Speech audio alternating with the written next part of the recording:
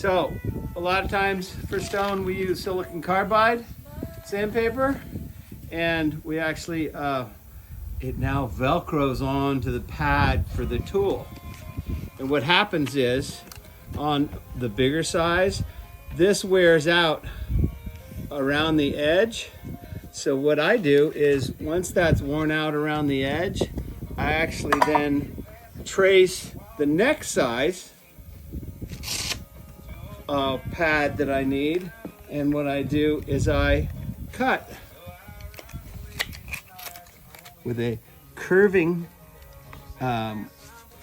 tin snips,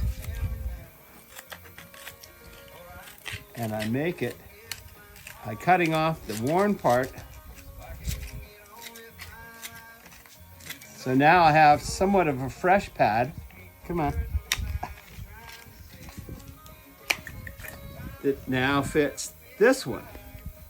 And when this one wears out along the edge, I do the same for the next size, which is this one. So I use the curved tin snips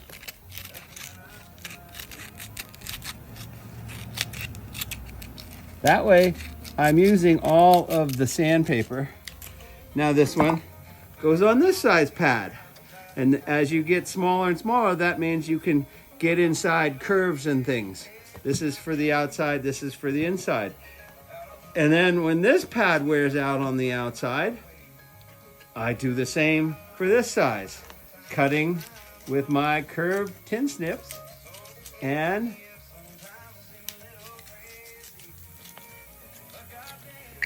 look at that, tiny little sander.